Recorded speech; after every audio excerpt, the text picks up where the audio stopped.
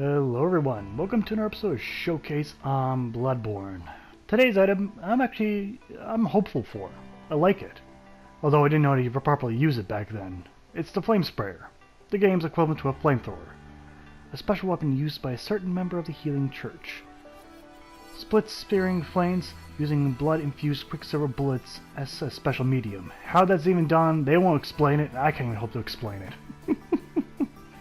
Not the most efficient weapon by any stretch, but sometimes a sea of flame is just what the doctor ordered.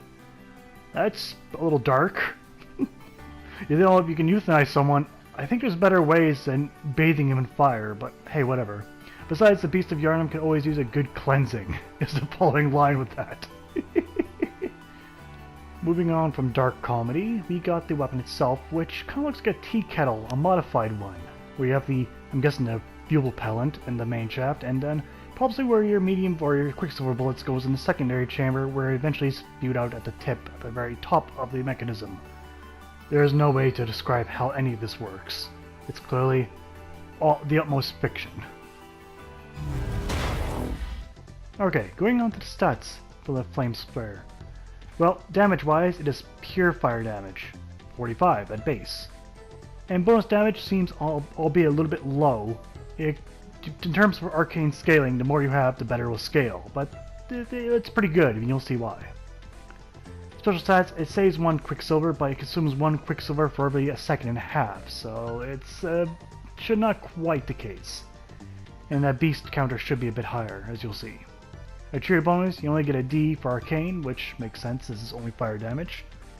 And for attribute requirement, you need 8 skill for some reason, maybe not to burn yourself, and the 8 arcane to use. So otherwise you can use it early on, but probably early on it's not going to be very useful to you without much arcane in terms of all your attributes.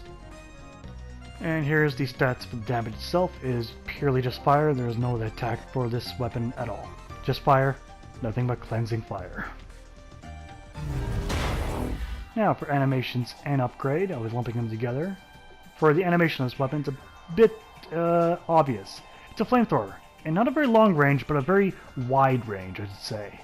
It's quite literally a wall of fire in front of you. When you look at the Quicksilver bullets, it is not really that extensive in terms of consumption. You'd think it would be gone in a second, but no. This is manageable. This is usable. To some extent, anyway. You know, it's not designed to be used continuously like that. And now on to the upgrade. Now, for every upgrade you get roughly 5 for base damage and 3 for bonus.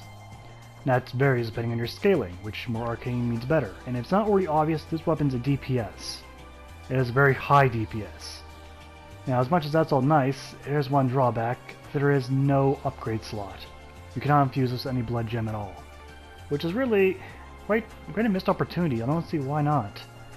Wouldn't make the weapon OP in my opinion, but besides that, let's move on to the performance. Now performance only gets something all the way, 1 pro and 1 con. Here's 1 con. Fire, beasts are afraid of it. They're not afraid of the Flame Sprayer. However, they are still incredibly vulnerable to fire. Very vulnerable. So yeah, that works wonderfully on them. But let's go against my normal opponents with that out of the way. Now against a very base opponent with has no true weakness, it still does significant damage compared to other firearms, but you still do go through quite a bit of your Quicksilver bullets using it this way. I'm aware that's not how you use it at all. It's not the intended use, but let's see. You can see there, that's a very wide range. That is a nice wide cone. Not too bad for distance, it's about 2 meters? 2.5 meters? Around there. But yeah, but you gotta be careful when using this, especially keep in mind your health. If you're using Quicksilver, you're using blood bullets, because you can easily kill yourself in that regard. But anyway, how does it work against bigger opponents? As you probably noticed, it doesn't really stagger enemies. Not naturally, or you cannot parry enemies is the better word to use. And that is true. As you can see here, you're not really getting through this opponent damage-wise. But here's something I'll use a bit different. I'll use the Oil Urine. Bone Ash is a little too obvious in this direct power upgrade, but Oil Urine, falling weapons benefit from that. Although, I'd argue probably not the Flame Sprayer too much. You deal a few seconds of damage and it reverts back to normal. However, when using this, I know something special. If you keep it on him, and you don't, it staggered him. This weapon can indeed stagger an enemy, although it takes a significant amount of fire. So, is it really good to use against such a large opponent? No. Unless the giant opponent is a beast. That changes everything.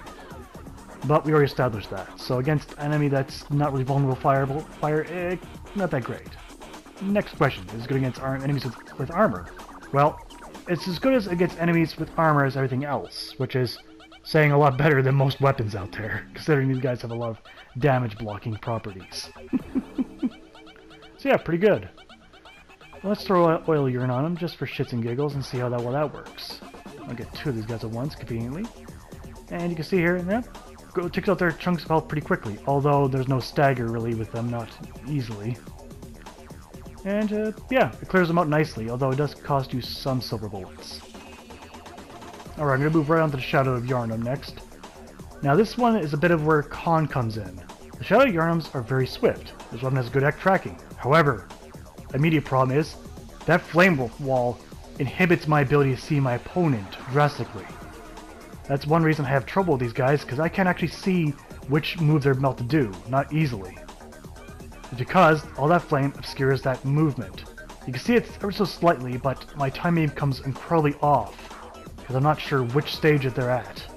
Mind you, it's not the biggest thing, I can still slightly see through it, but still, that's a bit major for some opponents.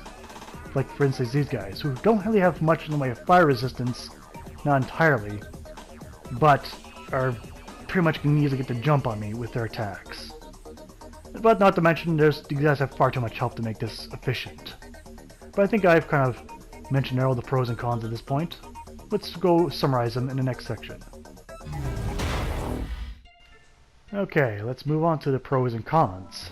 On the pros, this flame weapon is incredibly effective against beasts, since beasts are very vulnerable to fire. This weapon also is excellent for DPS. Has a very high DPS, in fact probably one of the highest in the game, if not beside the chain gun. That's hard to measure there. Okay, and also, on top of all that, it has a very wide cone at that. Not a long range, but a wide range. So it's pretty good. And it actually scales pretty good with your arcane. The more arcane you have, the better this weapon will be output and the better DPS will be. On the cons, ammo consumption is a bit high. It's not as high as some weapons out there, but it's still pretty high up there. And against enemies that don't really have much in the way of fire weaknesses, it can be wasted in such as larger enemies. Alright, and also you cannot parry enemies with this weapon. Okay, and I think that kind of... oh yes, one more thing, you cannot equip any blood gems on it. Almost forgot about that. But let's move on to the score of the weapon. Okay, going on to the damage, I'm going to give that a solid 8 out of 10. When you have the right build, this weapon is quite powerful. Definitely a threat to even get those in PvP, because I'll quickly whip it out and spray opponents with it. Speaking of which, the speed, I'm going to give a solid 10 out of 10.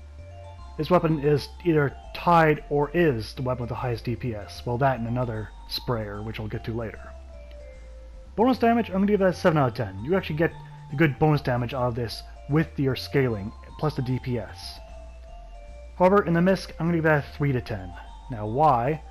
This only really appeals to one build, the arcane build. To everyone else, this weapon's a pass-up, because you can't even add any blood gems on it. So since it's only restricted to one build, and it does go through your ammunition pretty quickly, I can't recommend it in that regard, but to everything else, yes. But that being said, in total, I'll give it 28 out of 40. It's still a great weapon. Easily so. So in conclusion, this weapon's excellent and deadly in the hands of an arcane user, where my arcane is somewhere in the halfway build so I can do reviews. Clearly if someone invested a lot of points, this weapon would be downright dangerous and deadly. Alright, but that's only for arcane users. For everyone else, there's other weapons. And that's been Showcase for today. I'd like to thank you all for watching and hope to see you guys next time. Take care out there.